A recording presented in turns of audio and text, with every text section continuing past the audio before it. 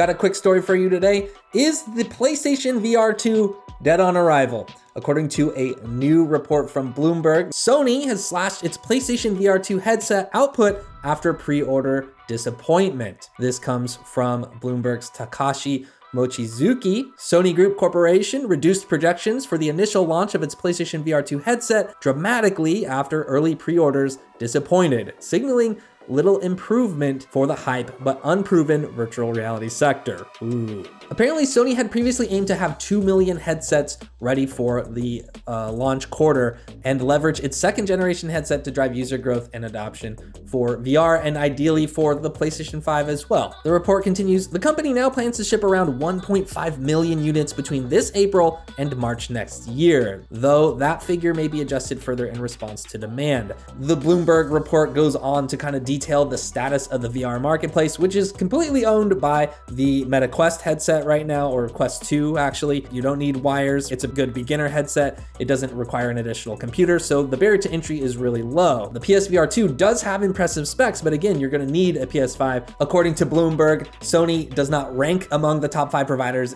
in the VR space, and its first generation PSVR failed to secure even a 1% share, and that's with a huge PS4 install base. Obviously, that headset had a lot of issues. They're probably hoping with the PSVR 2, they'll be more in line with different headset specs so that they can take advantage of the VR marketplace as it is now. Just a reminder, the discless PS5 is about $400. It's $500 if you want the one with the disc. That's in the US. It's much more expensive, about $50, give or take, depending on which region you're in. Remember, Sony did up the price of the PS5 in pretty much every other region except the US. In the US, the PSVR 2 is $550, so it's as expensive or more expensive than the PS5 itself, which kind of makes it an interesting proposition, even for fans who already have a PlayStation 5, potentially looking to get into VR. I mean, you might argue that this might be a simple kind of plug and play solution for those that don't want to mess with all of their, settings on their PC or whatever. Honestly, VR's gotten a lot easier than it was in the past. It's not nearly as difficult to set up these days as it was way back when it started. Apparently, there's a lot of holdout and hope still for people looking for VR to kind of blow up. There's all of the Facebook/Meta interest in, creating a metaverse where you would interact with it with a VR headset, which seems pretty far-fetched now in our now times. I think there's been evangelizing of VR for like the last 10 years, and we haven't really seen the market move. It's been growing, but I don't think it took over the world in the way that I think a lot of supporters of VR thought it was going to. There's also been, of course, reports about Apple getting into VR as well. So there's a chance that PSVR 2 could still do okay. Now, an interesting development to this story is shortly after the Bloomberg piece went up, Sony did release an official statement saying that they didn't actually cut their plans for production. According to Christopher Dring over at GamesIndustry.biz, a Sony representative gave them an official statement saying they have not cut PlayStation VR 2 production numbers, and they added that they've been seeing a lot of enthusiasm from PlayStation fans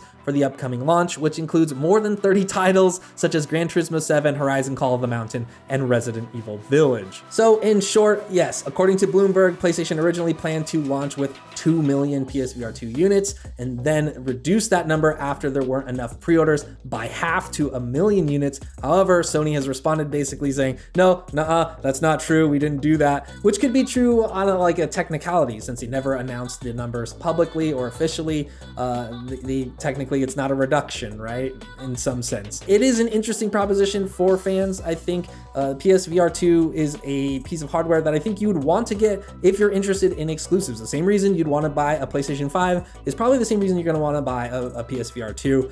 And it seems like Sony's doing a pretty good job too of filling that back catalog up with popular VR games that have already been out for a while, maybe that a lot of people haven't played, especially if this is your entry into VR for the first time. So I think that makes it an interesting headset, but also could be a hard sell for a lot of people. One, getting a PS5 still isn't the easiest thing. It's easier now. But it's also, $600 or $550 on top of what you already spent on a PS5.